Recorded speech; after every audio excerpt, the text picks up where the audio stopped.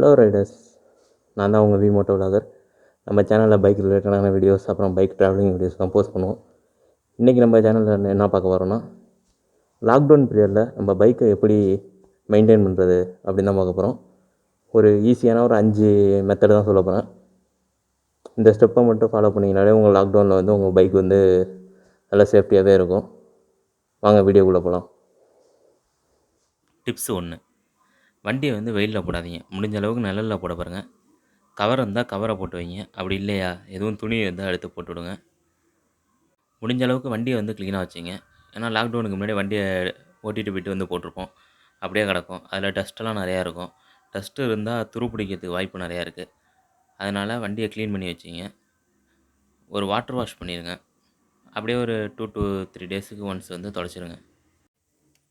2 டேஸுக்கு ஒன்ஸ் வந்து வண்டியை ஸ்டார்ட் பண்ணி போடுங்க. முடிஞ்சால் டெய்லி ஒன்ஸும் பண்ணலாம். நீங்கள் வண்டியை ஸ்டார்ட் பண்ணும்போது மொபைல் ஹோல்டரு, லைட்டு எதுவும் டைரெக்டாக வந்து பேட்டரியில் கனெக்ட் பண்ணியிருந்தீங்கன்னா அதை வந்து டிஸ்கனெக்ட் பண்ணிடுங்க. ஏன்னா வந்து ஷார்ட் சர்க்யூட் ஆகிறதுக்கு நிறையா வாய்ப்பு இருக்குது. எதனால ஷார்ட் சர்க்யூட் ஆகும்னு இன்னொரு வீடியோ இதுக்குன்னு நான் தனியாக ஒன்று போடுறேன். வண்டியை வந்து ஒரே இடத்துல போட்டு வைக்காதீங்க. ஒரே இடத்துல போட்டு வச்சிங்கன்னா வண்டியோட டயரில் ஃப்ளாட் ஸ்பாட் உருவாகும். வண்டியோட டயரும் கிரவுண்டும் டச் ஆகிட்டு இருக்கனால அங்கே ஒரு ஃப்ரிக்ஷன் உருவாகும். அதுதான் ஃப்ளாட் ஸ்பாட். கடைசியாக ஒன்று சொல்லிக்கிறேன். வண்டியை முடிஞ்ச அளவுக்கு டெய்லி ஒரு வாட்டி செக் பண்ணிடுங்க. ஏன்னா எலியெல்லாம் உள்ளே பூந்துட்டுனா ஒயரிங்கை வந்து கடிச்சு வச்சிரும். அது பெரிய தொல்லை கொடுத்துரும் அது. அதனால் நீங்கள் அதை செக் பண்ணிடுங்க டெய்லி.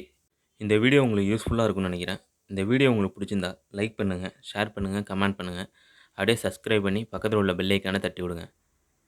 நீங்கள் பண்ணுற ஒவ்வொரு சப்ஸ்கிரைபும் எனக்கு ஒரு மோட்டிவேஷனாக இருக்கும். அடுத்தடுத்த வீடியோ பண்ணணும்னு தோணும். அதனால் மறக்காமல் சப்ஸ்கிரைப் பண்ணி பெல் ஐக்கானை தட்டி விட்ருங்க. Thank you Riders.